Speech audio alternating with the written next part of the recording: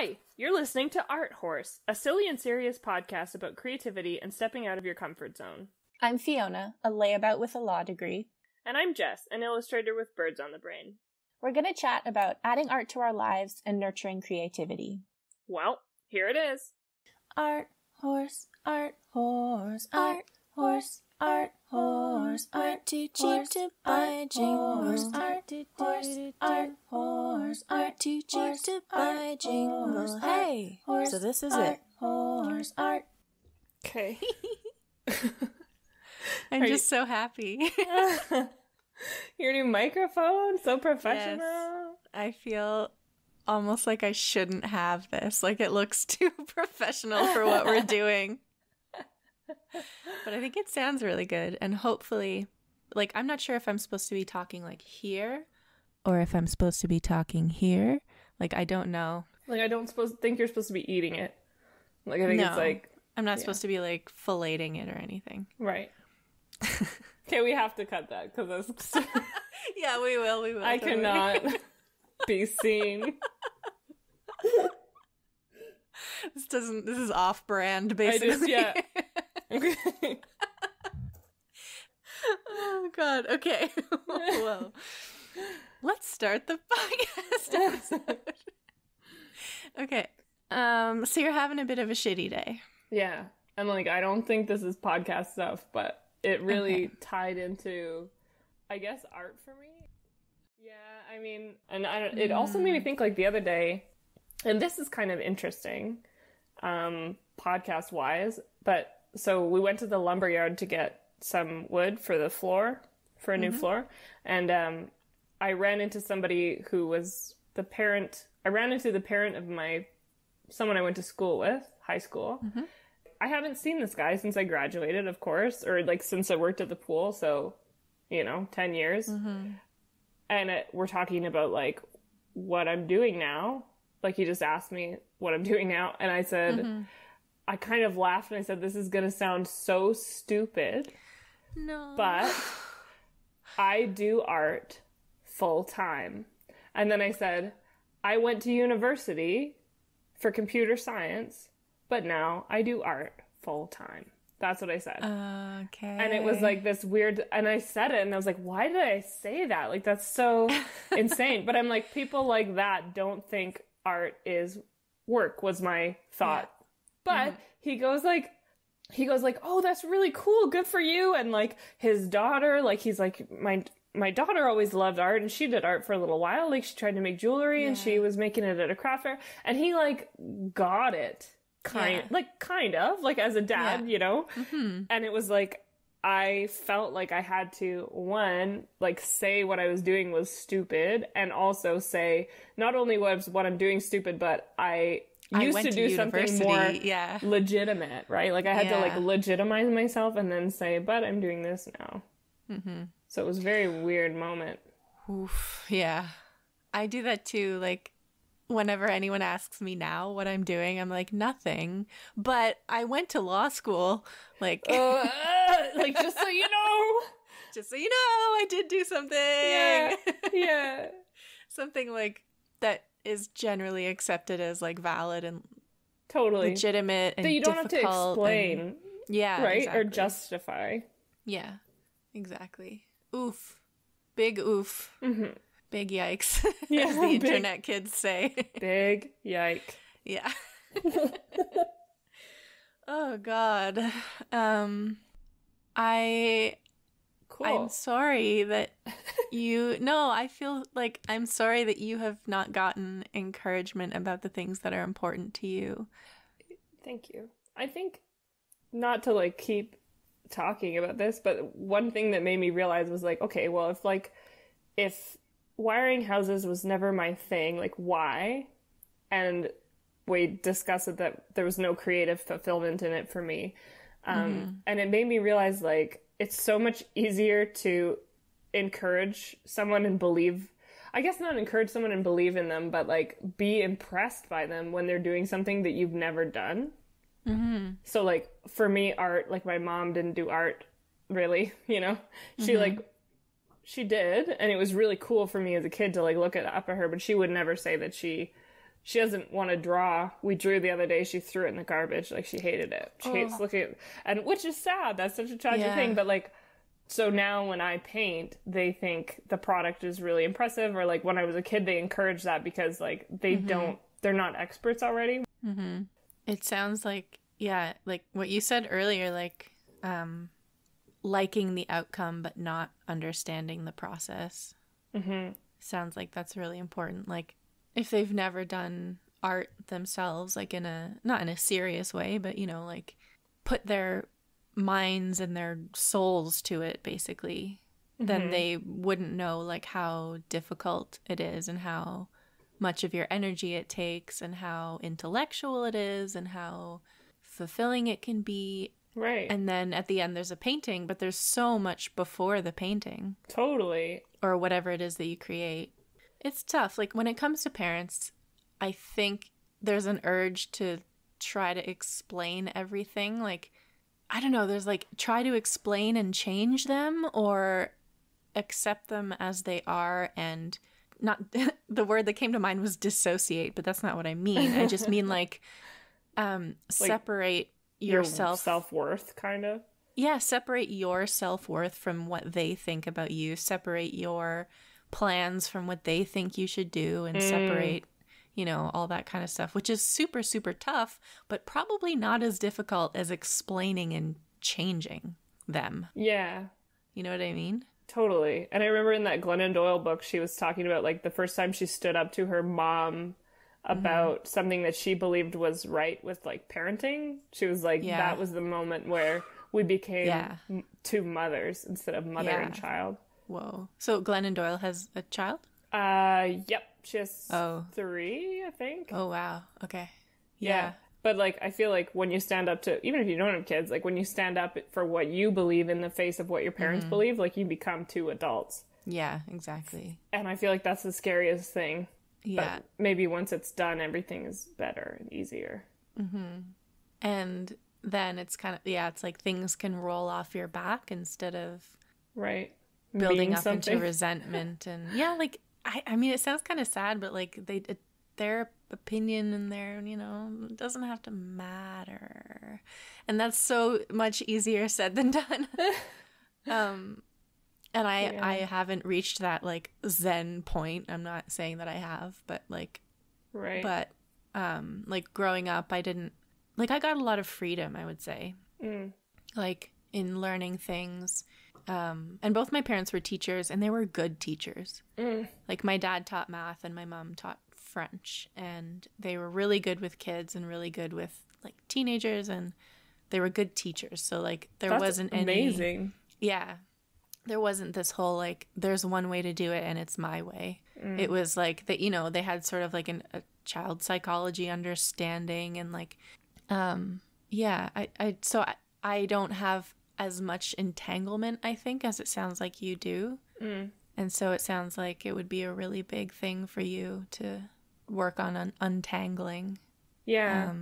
Because I feel like as much as it's tangled, like and I feel like everybody just ultimately wants to be seen. You know, like, I just want to be, like, fine. I feel like not everything has to be a lecture and not everything has to be... Like, I feel like, I don't know. It's such a weird thing. And I know, like, if I was a parent, I would make all these mistakes and more. Oh, different course, ones. Me too. Of course. Like, I don't have any... Different ones, worse ones. Yeah, no kidding. My mom said to me once, like, every parent is just trying to fill the holes that they think that their parents left. So, yeah, I don't know. Everybody's trying, and I'd like to think that in a perfect world, we could have just a relationship where we could all just be ourselves. Anyway, do you want to start the podcast? Oh my god. Okay. Oh my god. Welcome to episode 8. Yeah.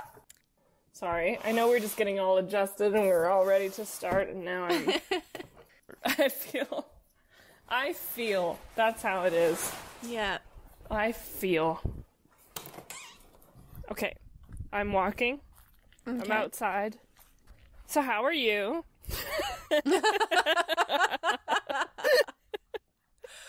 Right, you just... I'm fine.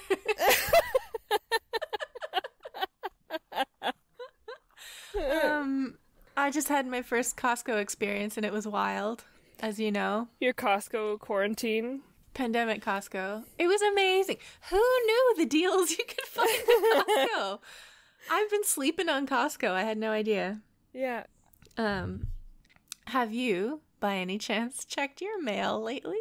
I checked it and I didn't get anything from you, but I know. I was lied to by the post then. They said it would be here by Monday. Do you have, like, tracking and it says that it's in You know what? I did. Definitely threw it out, though. Right, you're like, oh, it'll be there by Monday. Boom. Done. Boom. So, yeah, that's definitely in the garbage. But, like, it's probably there and they're just not putting it out. Yeah. I don't think they lost it. I think they just didn't maybe process it yet or something. And also, I'm in the middle of nowhere, so yeah. There's that. Yeah, okay. Yeah. So once I get it, I have to send it back, you said? No. What? You don't have to send me anything back.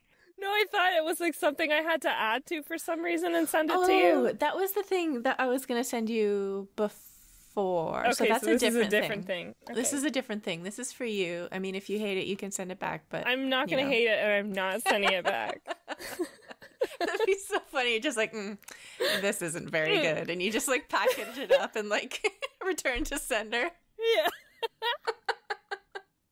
Oh, God. No. Yeah, so no, I'm fine. I'm swimming along. I want you to talk about your cake. Your bird cake. I made a cake. You made a cake? Yeah. It was a big thing. Like, it was about mess making. Like, I made a lot of messes and felt a lot of guilt about making messes and reflected on that. Like, the feeling of, like, I would make a mess and the reason that it was stressful was because I was using the wrong, like, I chose the wrong size tool the first time. Like, you choose the wrong size bowl and then you transfer the bowl and you're like, oh, I'm an idiot. Like, you know, I should have known, and because I don't know, stupid, and now everything's a mess. A pile of dishes. You make a pile of dishes, and also you have had to make quick decisions, like, on the fly, like, if something, like, so I think you made angel food cake, yeah? Yeah, my mom made it. Okay, so me too. That was the kind of cake that it was. Okay. And, like, we put it in this bowl and we start stirring it, and because of the egg white or whatever in the cake, it's, like, expanding by the second. And we're like, I need a new bowl. Stat. Yeah, exactly. So, like, that kind of thing. And I think, like, mess as a reflection of quick choices and poor initial decisions, like, that shouldn't be shameful, but it feels a bit shameful. Like, okay. And I was just, it felt like that feeling of, like, don't anybody walk into this kitchen right now and see that I have been an idiot. I don't know. But so I had a bit of that experience, but overall it was really good, and the video was kind of funny. Like, I took a time-lapse video of me taking the whatever. We don't have to talk about the video because I'm not putting it up, but secret video. But yeah, like, it was interesting to, like, construct something and to ice it. Yeah. Cake art. I think it's just called cake decorating. I thought there was, like, some fancy word for it, but there's not. There's got to be, because it wasn't just decorating. It was, like, cutting pieces of the cake and, like, it was, like, sticking constructing them together. Something out of cake, which is so cool. It was pretty cool. It didn't turn out exactly how I had planned, but it turned out good, and it was just, like, this big sort of celebration of this big milestone of, like, 1,000 days in the row of, like, 1,000 daily birds, I guess, in a row. And so that was kind of fun, like. Yeah. And it was just kind of fun. We, like, found this Prosecco in a dark corner and I thought maybe you would have had the hooch for your celebration. I didn't have any left. But yeah, but it was also this really difficult thing where, like, I cried a lot. Like, it was this whole thing because, like, it's the end of an era, basically, an end of a thing. And also, like, I had to tell people why it was important to celebrate, I guess. Like, in Montreal, maybe I would have had a party or, like, something, you know? Yeah, so I had to, like, tell Greg that it was, like, a birthday, and he, like, understood, and then he was like, so how should we celebrate? Like, he really pumped me up, and, like, it was really sweet. So I really just had to say it, but it was hard to tell people, because it feels like explaining why what you're doing is worthwhile, kind of, or, like, so Anyway, But I think that's celebrated. good. Like, I think it's good that you had the acuity to see that, like, clearly the import of it wasn't understood, basically. And you didn't take the easy way. And, like, the easy way would have just been like, oh, no, that's fine. We'll just, like, it's fine. We'll do nothing. But you actually said, like, hey, actually, this is important to me for XYZ reasons. Right. So let's celebrate, Through which tears. is, like, through tears. So that's fine. Like, I cry anytime I have to, like, impose or ask anything. So, yeah, no, tears are fun. And you expressed what was important to you, and that's so good. That's so hard. Yeah, it is hard. And I think, like, even we were at the hardware store and I was like, I wanted to buy fireworks and then we couldn't. And so my dad kind of understood that I did want fireworks and he dragged out some old ones that were waterlogged and broken instead of buy. But it was like, it was still kind of funny. It was very nice to, even if it wasn't fully understood, it was nice to celebrate. Anyway. So then I took the leftover cake and I blended it. Yeah. Ew, gross. What did you actually do? I boiled it. Threw it in the river. No, because it's a duck.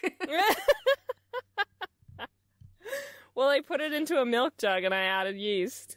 No, you didn't. I did. You did not. I did. Oh my god.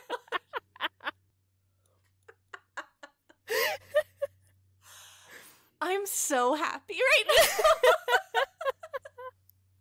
I can't believe it. I wish I could tell you that I sat on the cake and took a video, but I didn't. So, I wish I was giving you a different update right now, because you really did go... I did take pictures of my feet. You went for it, and I went, you know, impressed by you and that. And I almost was like, I wonder if I could sell my feet. Do you have nice... I mean, you don't even have to have, like, particularly beautiful feet. Right. I don't think. Oh, God. Based on my research. Based on some preliminary scans of... Some data scanning, you know. Yeah. Field work. Yeah, but it is like it is harder than we thought, it turns out. Oh my god, it took like an hour to get one good picture of my feet. It didn't make my thighs look huge and my feet look tiny. Right, like the perspective on the phone camera. Perspective is, difficult. And I didn't want to be like... taking a picture yourself. Yeah, That's exactly. What's hard. And I didn't want to be like, Mom, can you take a picture of my feet? Can you make them look sexy, though? Tell me if that looks sexy. Yeah. Does this look hot? Would you pay $20 for this? So I didn't really want to, like, do that, so involve I had to... the family in the... I didn't really want to, in the sex work joke, so I just, right. I did it myself. Right. And I guess that was creative. I think it was. Like, I think that required a lot of decision-making around... Human delicacy. Yeah. But it really got me looking at my feet going, like, I bet I could airbrush that toe hair out of there. We'll see. Maybe next week. Maybe if the Birdstrip sales start to dip. Yeah, I'll turn to the foot industry. But we learned so much. Like,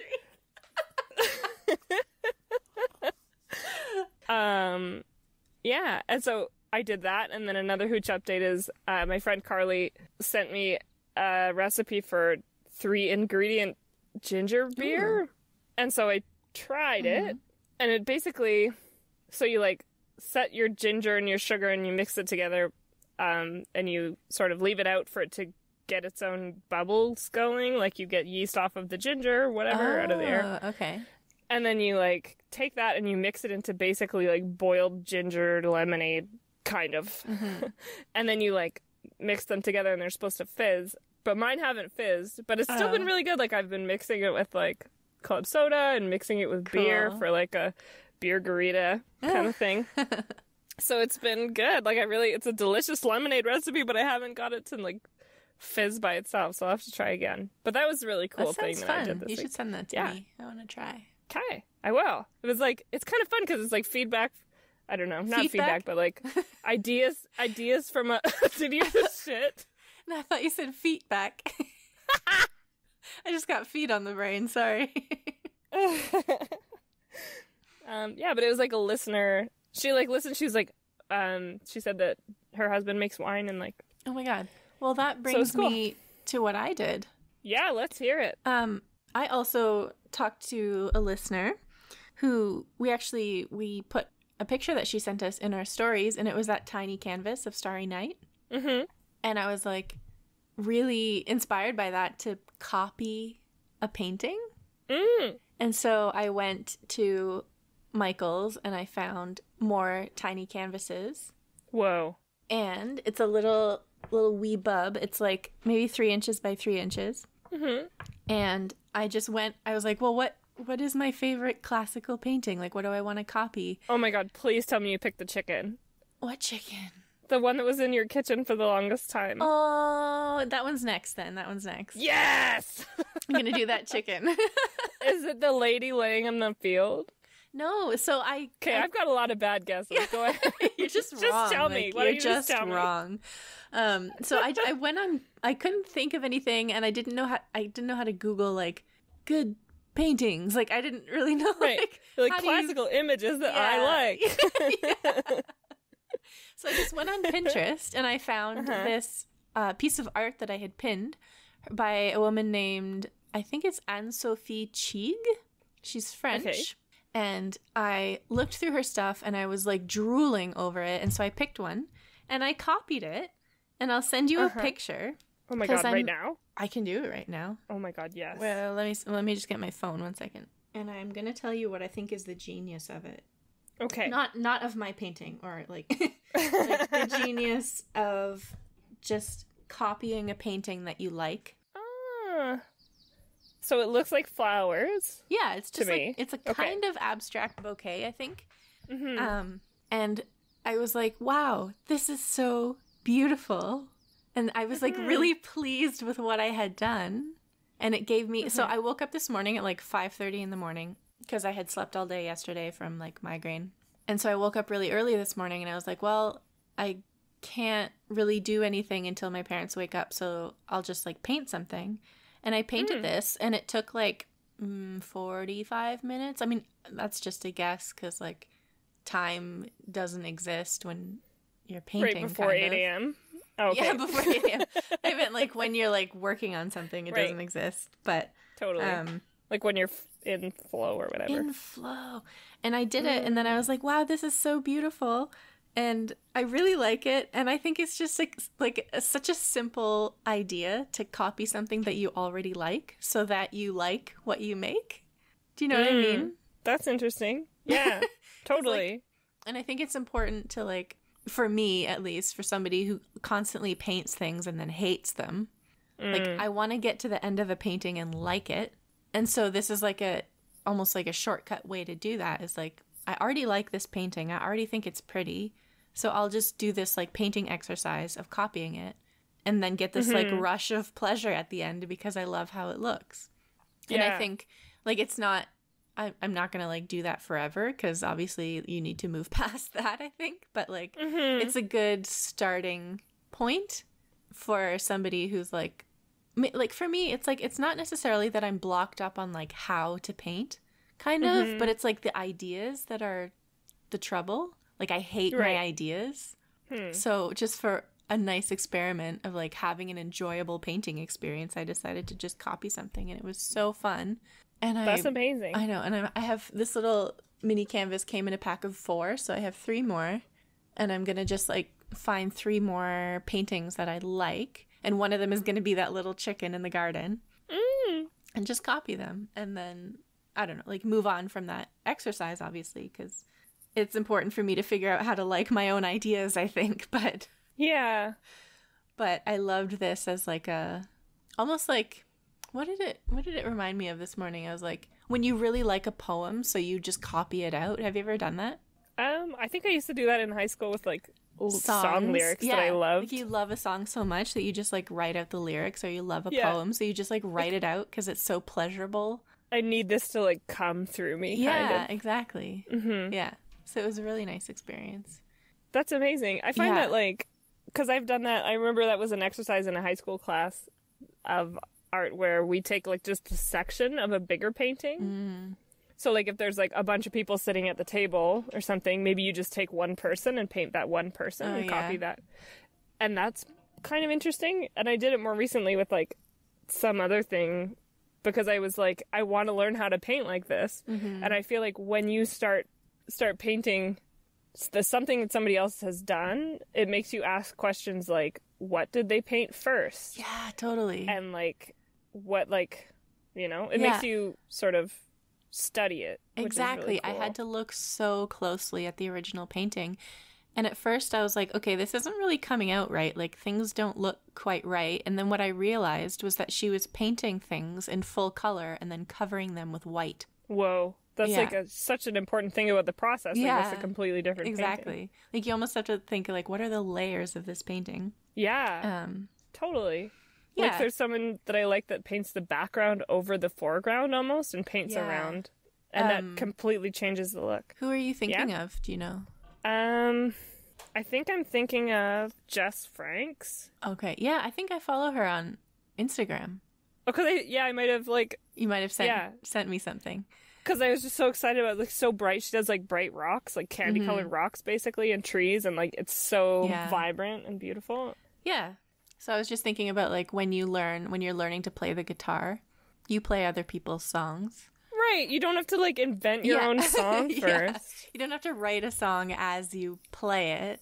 And then once you get to a point of having, like, the basics down and the physicality down and you understand a song better, then, like, so the first songs that I ever wrote on the guitar were basically just changing every other chord in a song that I already knew. So, like, if I took a song that I loved and I just, like, changed it here and there, changed the melody here and there, and then bingo bango, that's a new song. It's like bridging the gap between, like, studying and totally being out on your own. It's like developing your taste almost. Exactly. Yeah. And I think that's really cool. Yeah. So it was really nice. Then that was this morning. And yesterday I did another comic. Oh my god. Oh my god. So I've been watching Linda Berry videos all week. She is so wonderful. Right? I'm so pleased that I was going to say that I found her. That But you did. I mean, well, yeah. Like, for yourself. Yeah. Okay, I can't find my mom moved all my stuff. Oh, I found it. Okay. I just blamed my mom, but I definitely moved it. So yeah. That was definitely not my mom. Yeah, I did another comic, and I was so tempted to order Making Comics, her book, but I held back because I want to give this time. Like, I don't want to just, like, immediately like, buy everything. Buy everything, exactly. It was a money thing. It was like, you're interested in this, but, like, maybe cool it until you've drawn, like, I hear the cutest little chirpy burb somewhere. And he's like, listen to me instead. Yeah, like, don't buy everything immediately. Just, like, maybe draw 10 comics first. So I drew my second comic. And it's like a sad one. The first panel on the left is just me lying in my bed, looking at my phone. And it says, the pandemic has separated me from my people. And then on the right, it says, I miss Lil Pancake. And you can see what's on my phone. And it's just Lil P. It's, like, sad. And I don't know, like, I always had the idea that, like, to draw a comic, you have to write a joke. Like, it's a comic. It's supposed to be funny. But, like, not necessarily, comical. Obviously. Yeah. And, like, getting the words mixed up or something. It's sequential art. Yeah. And so I was like, why are all my ideas really sad? But, I mean, and then I just remembered, you know what? Don't be stupid. Jess's comics are sad, and there's sad art all over the internet. This doesn't have to be funny. Yeah. I can't wait to see it. Oh my god, here it comes. Oh, there you are. And there's Pancake. And there's Pancake. So I've folded it into my little sad comics pile. But, like, so I gave myself, like, the first comic that I did last week that I talked about, I gave myself 5 minutes. And for this one, I gave myself 10. Mm-hmm. And I cheated kind of. Like I did it in pencil in 10 minutes and then I took my time like going over it in pen. I don't think that's cheating. Yeah. Yeah, that's good. And then you can be really comfortable. You don't have to worry about getting the lines wrong. Sometimes doing it in pencil can help you just do it. Yeah. Like I like the pen because you don't know what comes out and then it just comes out and it has to go really fast. And then you just have to accept it, kind of. Well, definitely. Yeah. It just has to. It totally. just is right because it's pen. Yeah, it just is right. Exactly. Yeah, I don't know. I don't have any deep insights about those. Just chugging along. That's so cool that you're like liking it. I do like it. I think also what I like about it is how easily it can fit into my life right now. Because like I'm not, it's not in like a series of anything. It doesn't have to be anything in particular. It doesn't have to be good. So I just sit down and like 10 minutes later, 15 minutes later, it's done. Yeah. And all I need is paper and a pen. Mm-hmm. Which is in complete contrast to the clay situation that I also did this week. Oh my God, I did so much. What? Wow. Yeah. Okay. I was like, yeah, you could just get that clay out from under your bed and just make something. Wow. I did. Okay. A few weeks ago, whenever I started, I had this idea for earrings, and they're the no earrings. Mm-hmm. But those little earrings took me like an hour to make. So I was like, I'll buy a stamp. I'll just buy like a custom stamp. And so I ordered it and it came. And I finally used it the other day. Turns out fucking hard to use stamps because you have to. So. Okay. Oh my God. So it was just difficult because I was like, the clay was sticking to the stamp and I couldn't get it out without deforming it. And then I was like reading online, like, how do I get the clay not to stick to the stamp? And they're like, cornstarch. So I went and got cornstarch. And then I tried to like pour a little bit of cornstarch out onto the lid and it just fucking dumped all over my desk. Oh my God, Jess, there was cornstarch everywhere. I had to go get a spoon and spoon it back into the tub. No. Spoonful by spoonful. So I covered all of my clay in cornstarch. Doesn't stick. Doesn't stick, you're right. Which was the good thing, was I just actually could rinse it off with water and it did come off. But it was like fucking fuckity fuck. Like it was so annoying. Like completely out of control in like an instant. And my desk was so... Because I bought so much clay and I bought so many art supplies. Right. Like... you know, rollers and knives and all that stuff. So my little desk was covered, and then it was covered in cornstarch. It was like friggin' Pompeii. Yeah. Exactly. It was so stressful. Like catastrophically. It was catastrophically bad. And it was not fun. It was 0% fun. Wow. And I think it was because I didn't have enough space. I had too many tools and materials and I was in a hurry, and so I was like in a hurry to be done, I guess. And so I was really pissed off when everything wasn't working, and then I fucking dumped the cornstarch everywhere. So it was like a really like bad to worse kind of situation. Yeah. So I packed it all up and it's under my bed again. So we dig it out, we incur trauma, and then we... then we just pack it away. Yeah. Wait. Packed away. And then, like, each time you want to bring it out less and less. Yeah. But when I'm at my aunt's place, she has a whole art room. Wow. And we're going to be moving there while our house is being built. So I am going to ask her if I can just... She has, like, a really big table in there. So I think in the future, I'm going to give the clay stuff another try. I'm going to give it another go. Right. But this like sort of minimized working station situation. Yeah. Yeah. It's not. Yeah. No good. Right. Cool. That feels good. Like that feels like a good idea to like hold on to it. Yeah. Like and definitively put it off until a special date. Like until right. And it's not because you can't do it or because you know, or whatever. It's because it's not the time. Right. It's just not the time. And I'm so happy I'm so into these acrylic paints right now and the comics. And so I think those are the things that I'm going to be focusing on.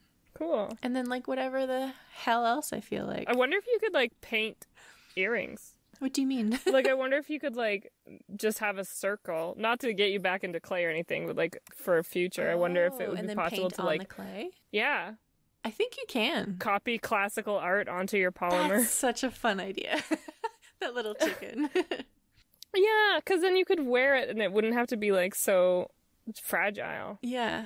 Yeah. So just one for the books when you pick it up again. That's a really fun idea. Mm. And I held back again on buying beads. I was like, oh, fuck. I was like, oh, I have all this, like, earrings. I have all these, like, accoutrements to make earrings. Yeah. But I'm not really enjoying the clay. Maybe I should invest in beads. While the market's There's always slow. some to buy. Yeah. And I didn't, though. Wow. Oh, I did buy that eyeshadow palette. Because today I was like, you know what? I've wanted that thing for a year, and I've been so good, and it's beautiful, and I want it, and I'll use it. So I just bought it, and I just will reduce my cosmetics budget for the next couple of months, which is fine, because now you have the thing that you really want. I have the thing that I really want. I'm so excited. Anyway, back to... Oof. I feel like our sign-off last week was like, I will not buy any more new things. Yeah.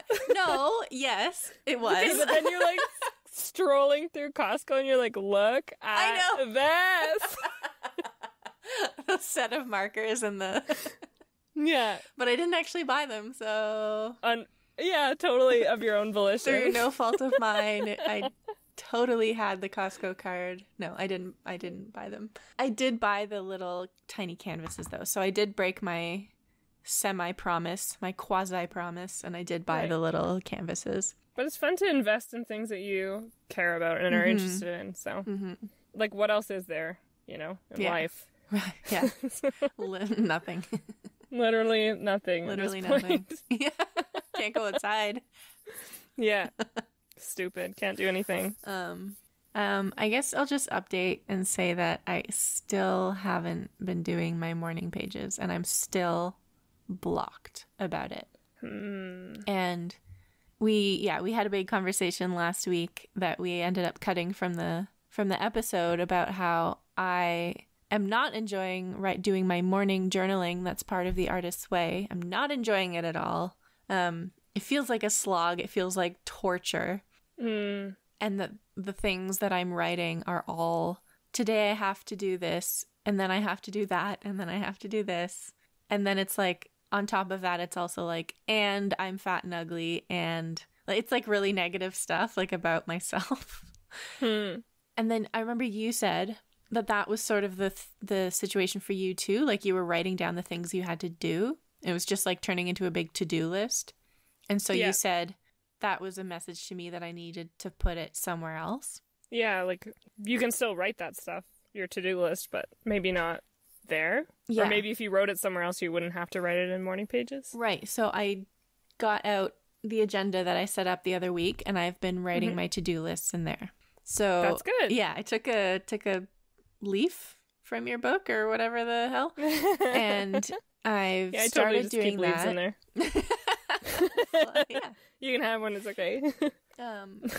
So I did that, but I just haven't gotten back into the swing of things with morning pages because I've just been like, it's been such an awful experience that I'm kind of like dreading going back to it. I feel like I hear you, and I think there's a lot of stuff in the artist's way about like, I just read something that reminded me of you in morning pages, and it was about something else, but it was if quote if this seems, actually I'm not quoting because I just wrote this from memory, forget it. Okay. But she said, if this seems impossible, consider this resistance.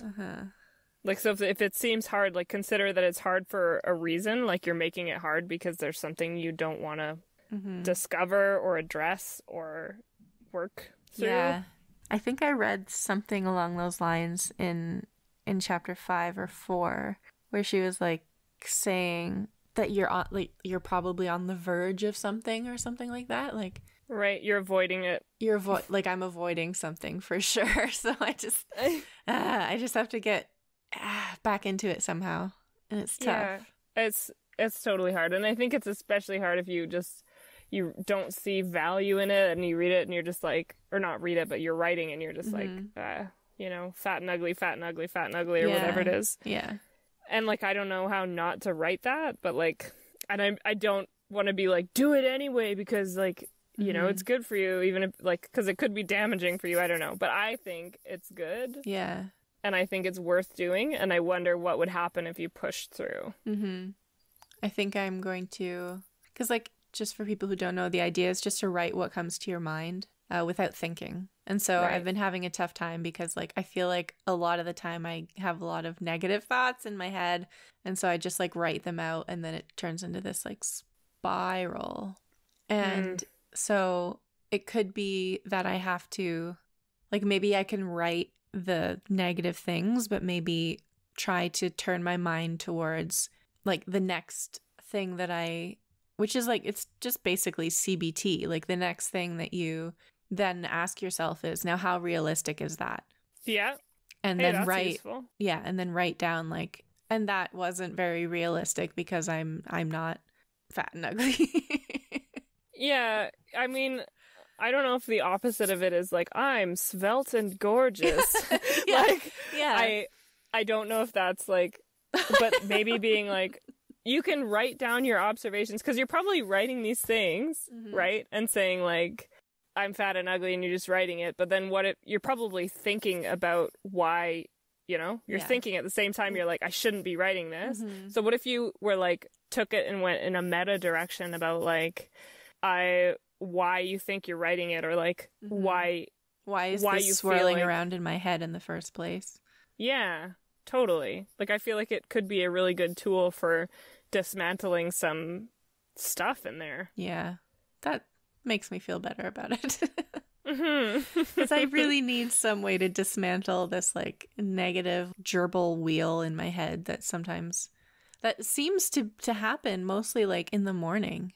Yeah, because I think something interesting is like, just because you're not doing morning pages doesn't mean it's not still there. No, it's absolutely still there. I'm just able to like ignore it better because it's not materializing before me, you know? Right. But maybe the trick is materialize it, and then only then can you actually deal with it and like neutralize it. Right. Like you got to feel it to heal it. As usual. That's a snappier way of saying that, yeah. Gotta feel it to heal it, man. You gotta materialize it. To neutralize it, man. Man. Okay, so how about I say right now, I pledge. Okay, you hate pledging, but go ahead. I do hate pledging. Pledge away. I sincerely pledge to you, Jessica Ann Thomas. That's not your middle name, is it? No. What's your middle name? Ray. Barbara. Ray. Ray. Oh yeah, Ray. Jessica you can call Ray me Barbara, Thomas. though.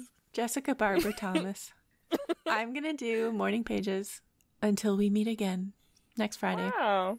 Okay. And I think what I have to do is I have to like get a notebook. I have to find a notebook. I have to put it on my desk. Yeah. And clear everything else away. Set myself up for success. And then I'll probably do it. That's definitely. I just pledged, so I'll definitely do it. Yeah, there's no probably. There's no probably about it. All right. Tell me about what your life has been like since Bird 1000. Wow. I don't know. I've been kind of numb, I guess. Oh. Like, I think something interesting that I realized is, like, it reminds me of your morning pages. Actually, no, not the morning pages.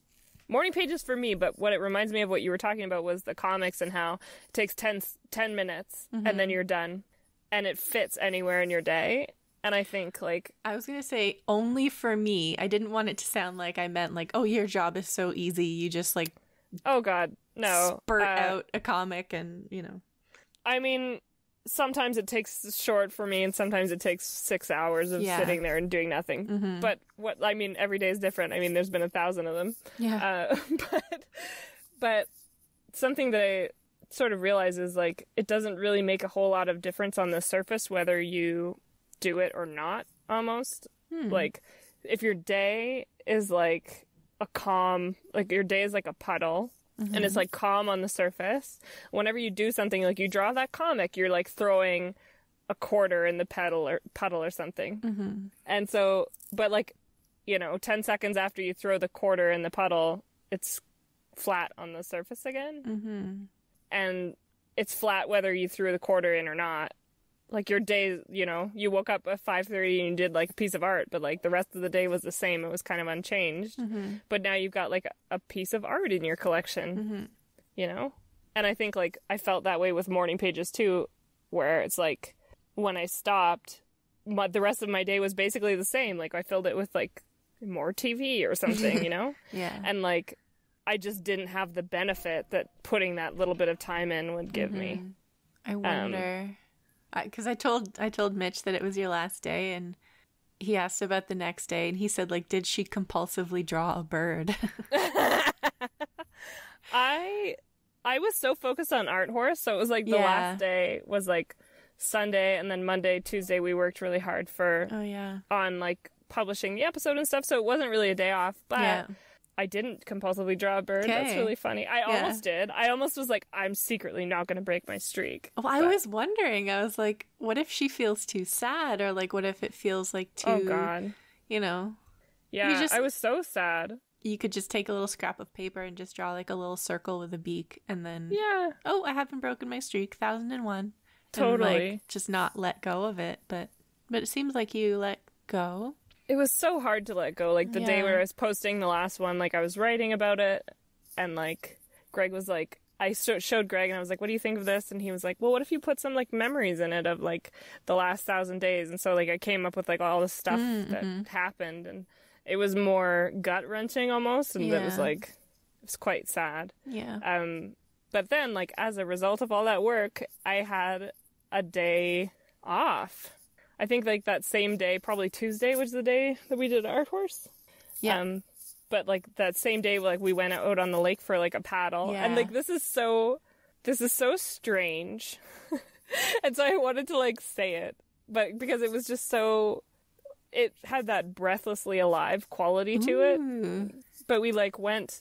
my parents are living on a lake. And so there's a couple things that you can go out on the lake on. Like, one of them is it used to be like a kiteboard, but it's got plywood for a rudder. Like, it's really hacked together this thing, but like it's basically a surfboard, basically. And so I take like these two paddles that are taped together, so you have this double-sided paddle, and like Greg takes like the kayak, and we're both like really close to the water. Like, my whole thing is like 3 inches tall, and so I'm sitting on this board that's like on top of the water. I'm just paddling. It's like my favorite thing because I can put my feet in the water and I can do all this stuff. So we paddled, like, the lake is, like, perfectly calm. It's, like, sunny and beautiful out. And we go to sort of the end of the lake where there's this bay where I know these, like, pike live. And I don't know if you've ever seen a pike. Are they huge?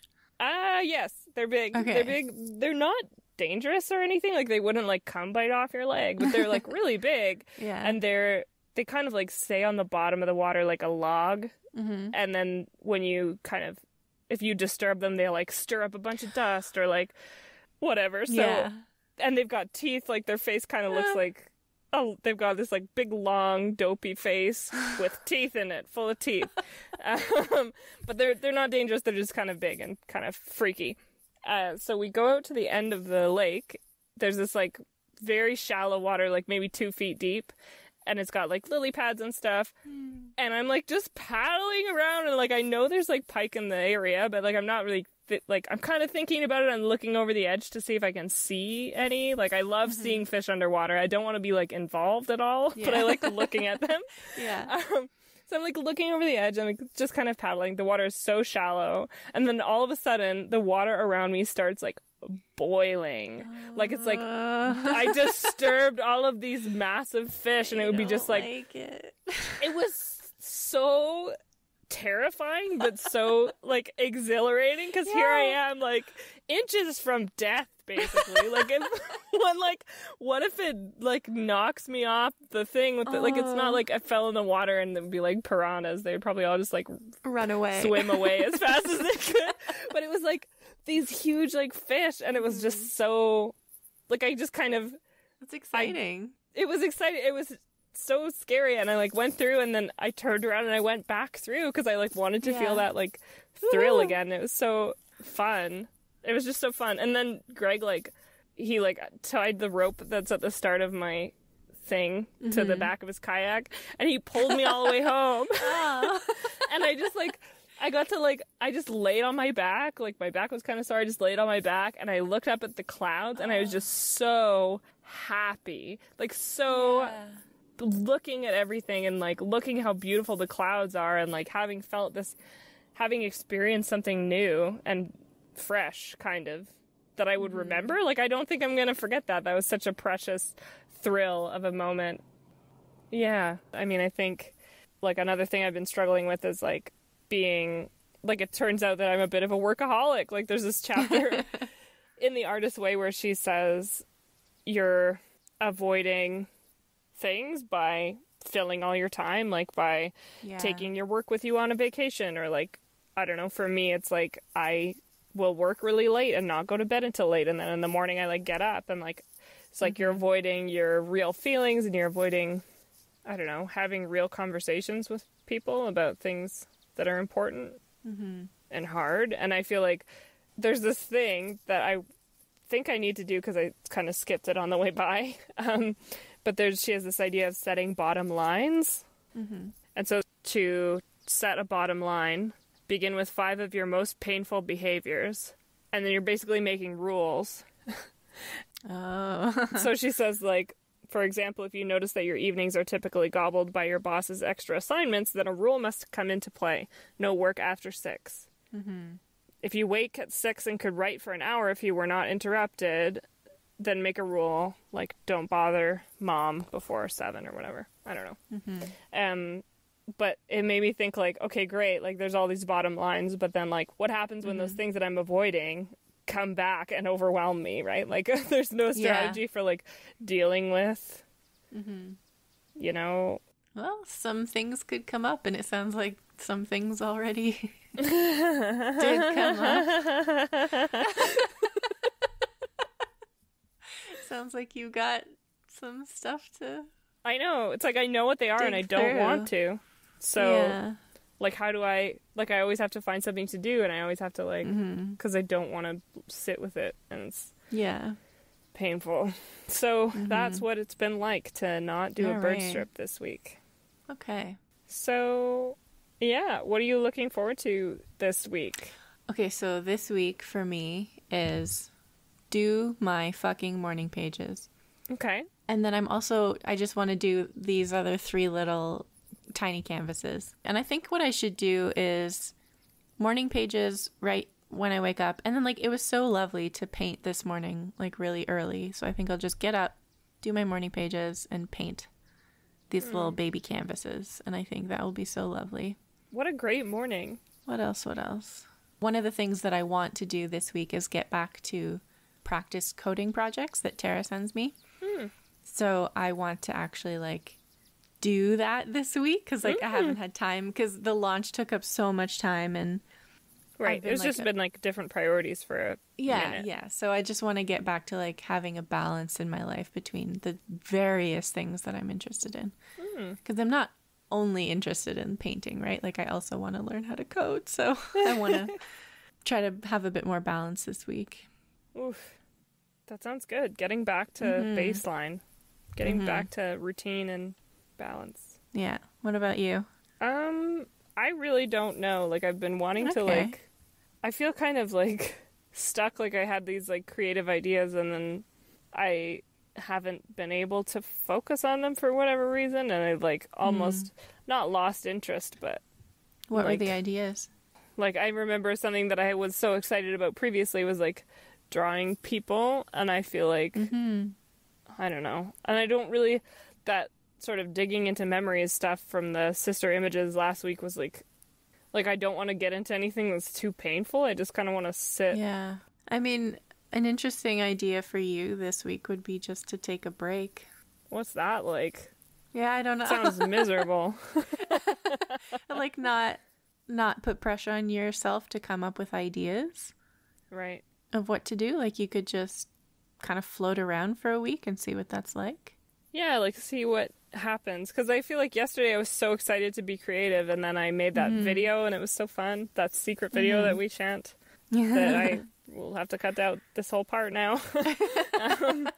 But like yesterday I was feeling really excited about being creative, and then I don't know, I just kind of sat with the excitement.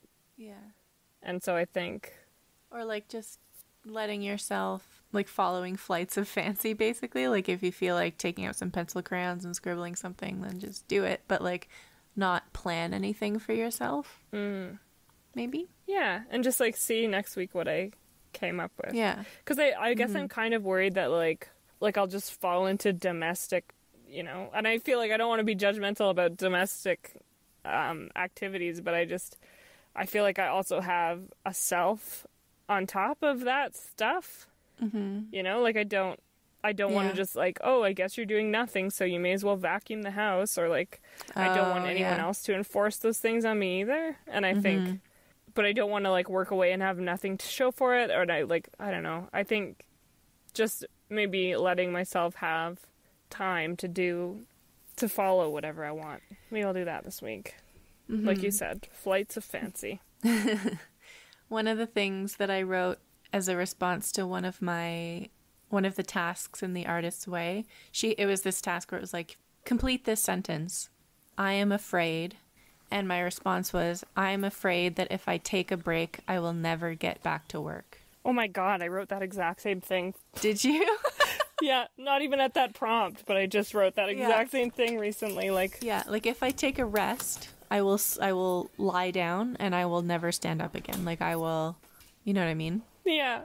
But I think we have to realize that that's not realistic. We have a natural drive within us to do things and to create, and yeah, we're not just gonna sit on the couch forever. And I think also like Julia says that you have to like refill this image well, almost. Yeah. I don't remember her words, but it's like you refill by doing things, and so that aren't creative. But we talked before about like dipping your bucket into the well, and you just hear it hit the bottom, and there's no water in it. I remember when I was a kid, my grandfather had this speedboat, or it was like a motorboat, but it was fast. It was fast. Let it be known that it was fast. Let it be known. And I was scared to go on it. And my dad said to me, like, you want to be a writer, right? And I was like, yeah. And he was like, well, you have to have experiences to write about. Wow. And I was like, okay. And then I think I went on the boat, and it was just like, that always stuck with me. It was like, wow. You have to have some sort of like source from which to, or about which to make art, basically. Yeah. Wow, what a profoundly moving moment. To hear like later in life, right? I must have been like 5 or 6, and I remember it word for word. Wow. Yeah. That's a big thing. Yeah. I feel like that's a good note to yeah, to like end it like on. That was really good. Because I feel like my parents started having dinner half an hour ago. Oh, shit. And I'm really hungry. Sorry. No, it's okay. I really had a lot to tell you today. No, that's good. It's good stuff. So, thank you so much to everyone who's been listening so far. We've really been just like blown away by the response that we're getting. We want to let you know that we have an Instagram. It's at ArtHorsePod, and there you'll be able to see everything that we talk about in the podcast. So any like art that we make or whatever. And we would be so grateful if you're enjoying the podcast. Just leave us a rating and review on iTunes or Apple Podcasts. And I'm not totally sure if those are the same thing or not. But I know that on iTunes, at least, you can leave reviews. So if you feel like doing that, that would be so wonderful. And we love reading your comments, like when you comment under the episode. Yeah. So fun. On Instagram, you mean, right? On Instagram, yeah. Yeah, that's really fun. Yeah, if you made art while listening to us chat, or if listening to the podcast has inspired you to try something big, let us know. We would love to know. You can send us a DM on Instagram, or you can send us an email at arthorsepod@gmail.com. Yeah. Okay. That was a big, juicy one. Yeah. All right. Well, we'll talk to you guys next week. Yeah. Bye. Bye.